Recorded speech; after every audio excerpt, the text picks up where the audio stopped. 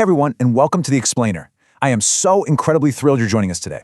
Look, we're going to look closely at what our source material reveals about how the human body actually works, totally free from all the usual noise. I mean, let's be honest, this is a topic that is just shrouded in so much cultural confusion, awkwardness, and straight-up misinformation.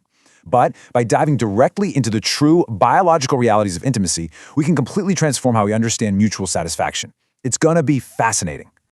Okay, let's take a super quick look at our roadmap for today. We're going to kick things off with myth versus reality, locate this specific anatomy, unpack the science of stimulation, take a look at male physical capacity, and finally wrap up with the right techniques for partners.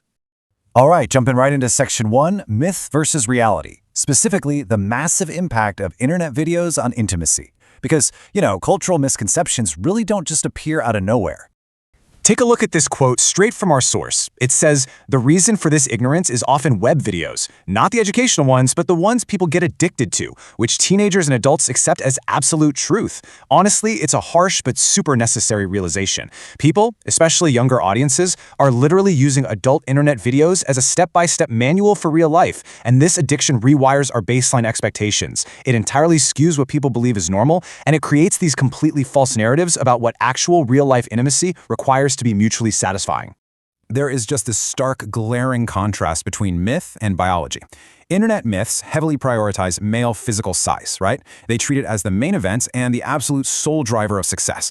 But biological reality prioritizes something completely different: clitoral stimulation. If you're focusing all your energy on physical size, you are literally missing the biological necessity entirely. It's like trying to solve a complex puzzle with pieces from a totally different box, and that just leads to inevitable frustration for everybody involved. Moving right along to section 2, where is this organ? Let's get a really clear anatomical breakdown.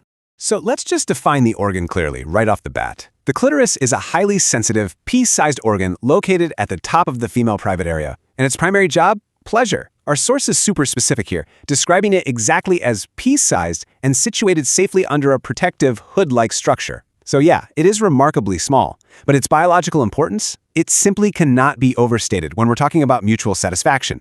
Let's visualize this anatomy clearly and respectfully, from top to bottom. Think of it like a map. At the very top, you've got the hood, which basically acts as a protective covering. Right underneath that is the pea-sized clitoris itself, the absolute primary pleasure center. Moving slightly down from there, you'll find the urethra or canal. And finally, at the lowest point of the structure is the vaginal opening. Understanding this exact physical geography is absolutely crucial. It's the foundation of everything we are unpacking today. Which brings us nicely to section 3, the science of stimulation. Because knowing the location is only half the battle. 70%. Our source notes that on average, a staggering 60 to 80% of female satisfaction is derived either directly or indirectly from clitoral stimulation. Just think about that for a second. Up to 80% of satisfaction relies entirely on this single, tiny organ. It is not a secondary feature, guys. Biologically speaking, it is the absolute main event. If you ignore this reality, you are basically leaving the vast majority of the physiological response completely unaddressed.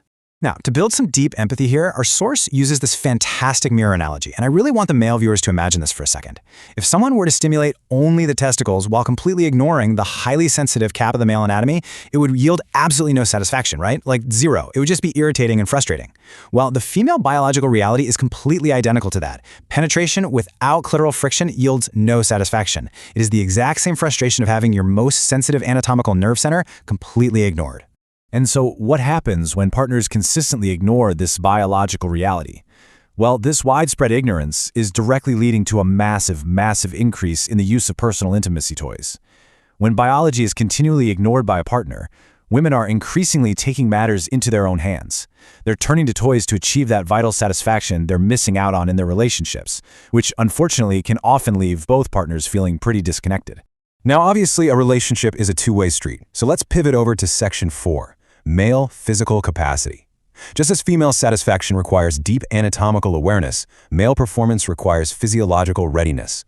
Our source material actually includes a sponsored educational segment on this very topic, outlining the Bold Care for Men formula. And honestly, it's pretty fascinating how specific these ingredients are when it comes to supporting physical capacity. For example, Lebeza, which is an extract from mango and pomegranate, improves blood flow. Sap-fed muesli is utilized to boost natural testosterone levels. L-arginine acts to repair blood vessels for sustained readiness over time, and clove helps by actually reducing cap hypersensitivity, which allows for much better endurance.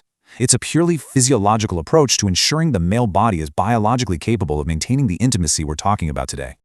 Oh, and the source also briefly mentions an external option, the Mr. Enhanced Massage Oil, which can be applied to maintain healthy localized blood flow in the male anatomy.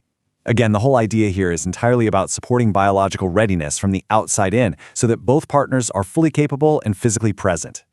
Okay, bringing it all together in Section 5, right techniques for partners. We've debunked the myths, we've learned the anatomy, now let's see how this translates into actionable steps. The source outlines a very specific 3-step sequence for success. It starts with Step 1, gentle external oral or manual stimulation. You have to start softly, directly focusing attention on that exact anatomy we mapped out earlier. This builds the absolute necessary foundation and leads directly into Step 2, building excitement to 100% prior to insertion. The body literally needs to be fully biologically prepped before moving forward. And finally, Step 3, insert with an upward direction to maintain friction. It's all about leveraging your positioning to ensure that critical 80% satisfaction center is actually being stimulated throughout the entire process. The results of applying this knowledge, they are profound. Truly understanding your partner's body entirely shifts the psychological dynamic of a relationship. I mean, it's a real game changer. It moves from a woman saying no 10 times because she's just anticipating biological frustration to her actively initiating intimacy herself. When you respect and stimulate the biological reality, you transform the relationship from one of rejection and distance into one of intense mutual desire and really deep connection. So, as we wrap up this explainer today, I really want to leave you with a provocative question to chew on. Will your intimacy continue to be blindly guided by harmful internet myths, or will it be guided by actual biological reality? The power to prioritize real education over digital misconceptions is completely in your hands. Thank you so much for joining me today. Take this knowledge, apply it, and keep learning.